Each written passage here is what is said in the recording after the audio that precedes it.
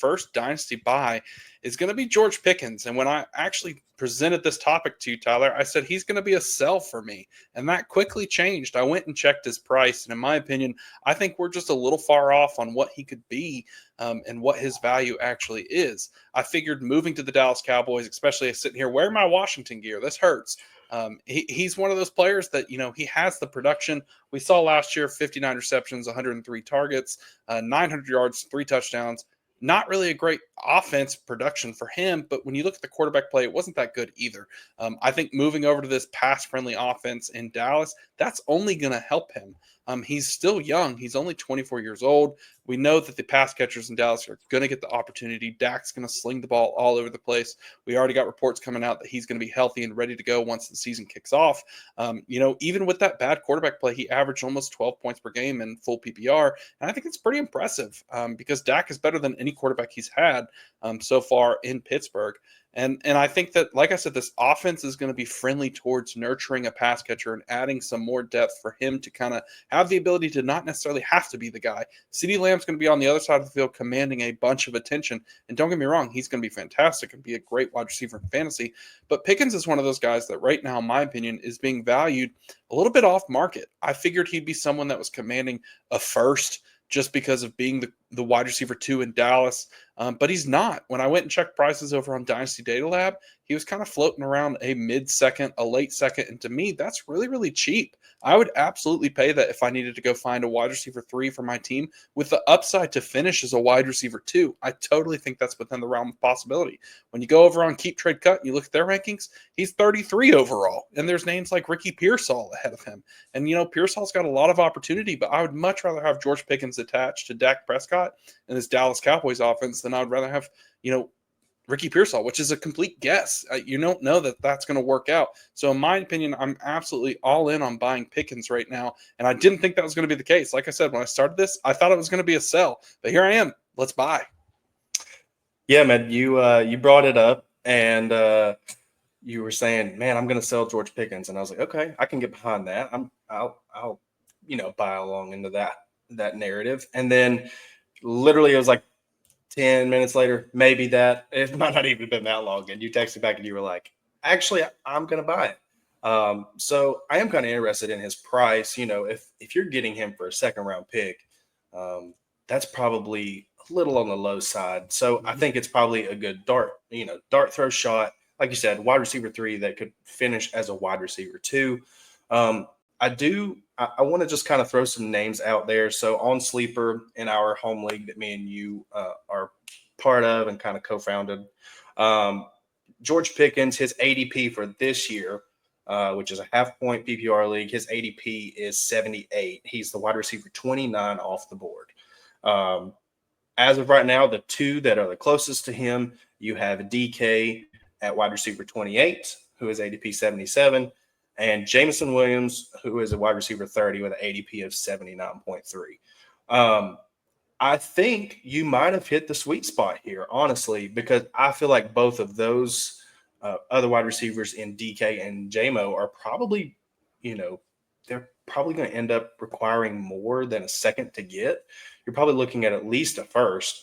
With that being said, though, I know the price may be a second.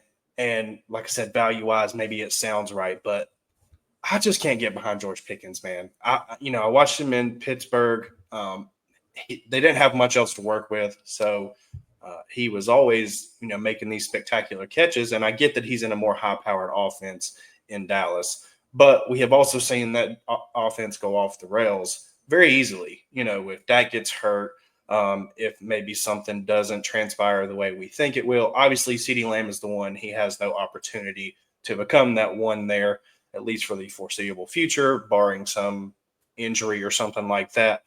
But for me, I still want to sell him. I get why you say it's a buy. I do. I get the second round price. And like I said, the guys he's going around, they're all going for more than that.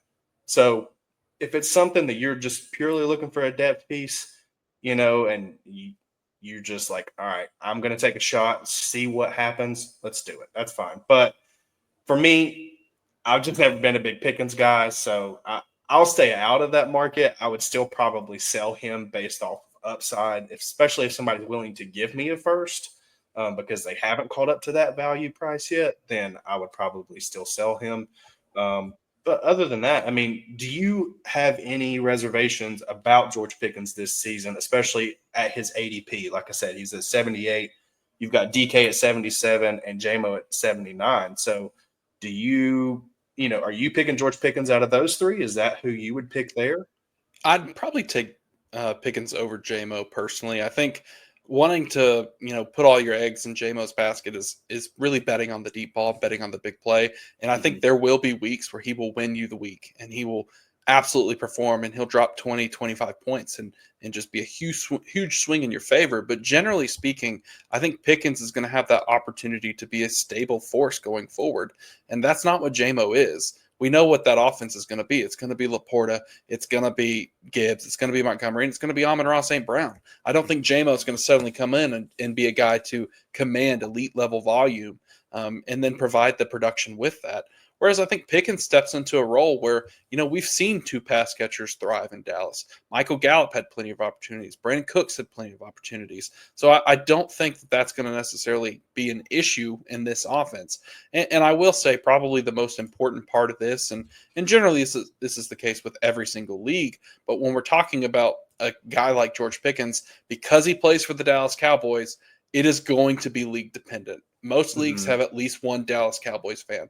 The home league you're talking about, I think we have 4 of them in there. So if Pickens is on one of those teams, he ain't getting moved, and no one's going to move him for a second. But if you're in a general league where the manager, is a Bears fan and he doesn't care, then yeah, I think there's an opportunity where you say, hey, I'll give you my second. Give me George Pickens and let me get that value. Because like I said, he is the one player in that role right there where we're talking about those guys in that range that, yeah, he's currently being priced at a wide receiver 3, but I could absolutely see him finishing as a wide receiver 2.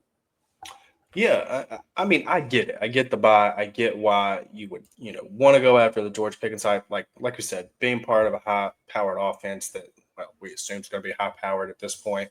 I've always been a big JMO guy. I liked him when he got drafted there. I know he didn't start out the hottest, but I feel like last year he really took a step up. And so for me personally, out of those 3 guys in DK, Pickens, and JMO, I would probably have Pickens at the lowest out of those 3 for me, but that's just personal preference. I think they're very similar players. I think they're projected for probably about the same stat line because, like we said, JMO, he's not going to be the wide receiver 1 on his team. He's behind Amon-Ra. Amon-Ra is your, slot guy who's getting all the targets just like CD is.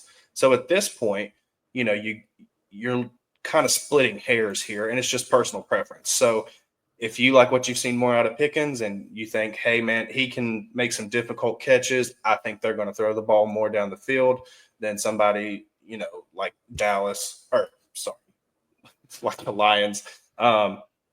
He's also not dealing with as much competition, right? We don't even really know who the running back is there right now. I know they have Miles Sanders and Javonte, but we're not really worried about them. So your high-powered offense is going to have to come based on passing volume. So I get it. I really do. But for me, I think I'm probably pulling him down to my lower out of the 3 that I kind of brought up there. Yeah. And the biggest thing for me, too, is it's going to hinge on whether Dak Prescott stays healthy. If he plays the entire season, we know that there's a really good opportunity for him to throw the ball almost 600 times. I mean, just looking at his box scores for the seasons, 2023 through 590 times, 2021 through 596 times, 2019 through 596 times. So if he's going to play every single game, they're going to throw the ball a ton. So there's going to be plenty of opportunity, and there's not really another wide receiver in that offense that's going to command targets other than CeeDee Lamb.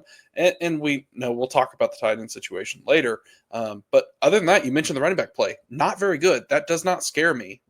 I think if anything, that just kind of aids towards, all right, let's spread out. Let's throw this ball and let Dak just kind of cook. And I don't care how many interceptions he throws. If he throws the ball 596 times, give me that opportunity every single day. But before we move